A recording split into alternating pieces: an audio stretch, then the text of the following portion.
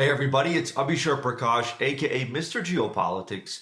In this episode of Predictable versus Unpredictable, we'll be discussing Trump's threat to impose a 50% tariff on the EU starting June 1 and what this could mean for the US-EU relationship. On Truth Social, Trump has announced that he believes the trade talks between the US and Europe are going nowhere and that he could impose a 50% tariff on the European Union starting on June 1. This is signature Trump, an unpredictable, out of nowhere major move announced on social media that could disrupt the global economy. Now, the US going after another major economy was predictable. Trump is in a tough position when it comes to his Liberation Day push, when it comes to the 90-day pause, when it comes to getting other nations to dance the way America wants. Other countries are not signing trade deals. Other major economies are not signing trade deals at a speed that Trump wants. The US-China trade tariff pause has not resulted in Beijing coming to the table the way that Washington wants. In fact, what the US has done with chips, warning that the entire world should not use advanced Huawei AI chips, has resulted in the Chinese coming out and warning that they will take legal action against any nation or business that follows the US ruling. And the Chinese are also warning that what the US is doing threatens the fragile agreement that has come out of Geneva. So the US and China have ways to go to sign a trade deal. Another trade deal that was looking like it would be announced soon is with India, except out of the brief India-Pakistan conflict and Trump's decision to announce the ceasefire, beating India to the finish line and also hyphenating India and Pakistan, putting them in the same category, has infuriated New Delhi. The Indians are now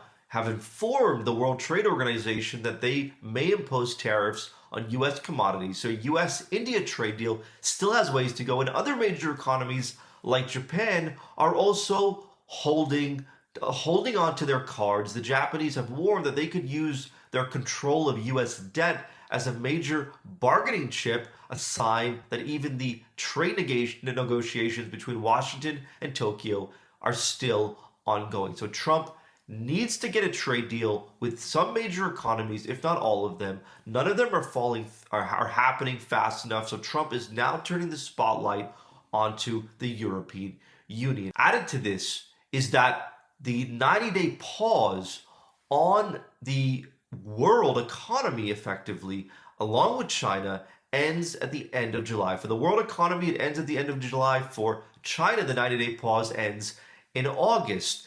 This means that all of Trump's Liberation Day tariffs will be reimposed on the global economy if deals are not struck. So this is crunch time. Trump and his team can't wait till the end of the 90-day pause to get the deals in motion. Every day counts, and Trump is pushing countries along by pushing forward these massive threats, by waving these massive threats over the head of major economies, because if major economies sign deals, it may push other smaller economies to also follow suit. Now comes the unpredictable.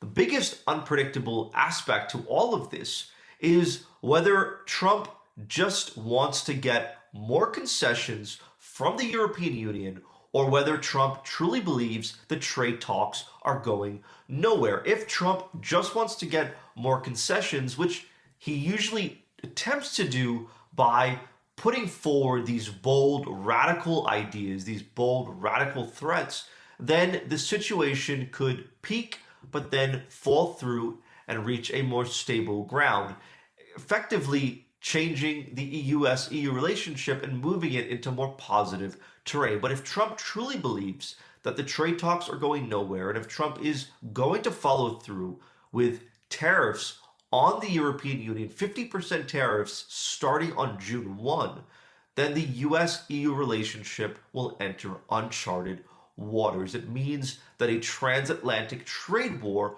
will begin. Connected to this is, what will the EU do? The European Union is not where it was during Trump's first term. The national politics across the EU is fundamentally different. It is far more pro-EU. It is far more nationalistic. It is very major economies like France and Germany, and to a lesser extent Italy, are very clear-eyed that European sovereignty needs to be the North Star, and they may feel that Trump's latest tariff threat is the end of the line, that they can no longer hold out, they can no longer work with the US, and that they need to retaliate in kind to protect the EU economy and also to send a message to Washington that they will not be capitulating. So Europe's position will be fundamental to what happens next. Will the EU attempt to meet Trump halfway, attempt to try another round of negotiations, attempt to soothe some of Trump's concerns? Or will the European Union say this crosses our red line and the time has come for the EU to retaliate, which would mean that Trump will have to put the 50% tariffs on June 1, likely resulting in the EU imposing equal, if not more, tariffs on American goods. Now, these are the two main aspects of what's unpredictable, but there are some other sub-aspects to consider too. One of the biggest is whether Trump will raise the tariffs on the EU from 50% to 75% to 100% if the Europeans don't dance the way he wants. If the Europeans match Trump's tariffs, if the Europeans are prepared to collide, are prepared to clash, then Trump may raise the tariffs on the EU. The same tit-for-tat dynamic that emerged between the US and China may now emerge between the US and EU. But the big question is whether, as these two sides raise the tariffs, whether they will decide to pause, whether one side will back down, in which case it simply brings the world exactly back to where it is now, in a state of confusion and in a state of unknown as to what to do to navigate Trump's trade ideas. Then there's the question of the West.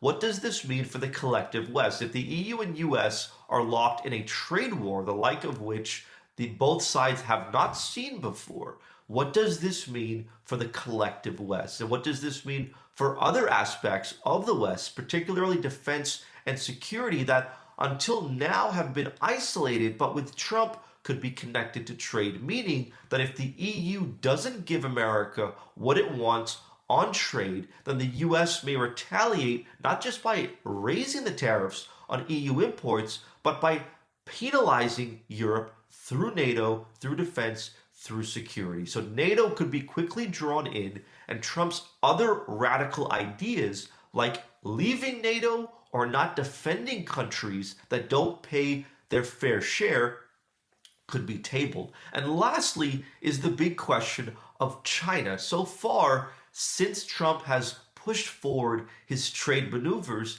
there has been a reopening between the European Union and China. But in the last week, a leading European official has proposed that the US and EU team up and jointly put tariffs on Chinese goods in exchange for Washington giving the EU a trade pass. This was a new, unexpected idea. Where will China fit into all this? If the US and EU are locked in a trade war, most likely the Europeans will reopen to China even more. China will no longer be viewed as persona non grata, as it has increasingly been viewed when Brussels was following Washington's lead. This is something the US has to take into account, that going after the EU may seem like a very unilateral, direct move, but one of the biggest geoeconomic shockwaves is that it could build the strength of America's new chief adversary, China. I hope you resonated with this episode of Predictable versus Unpredictable. Leave your comments below and talk soon.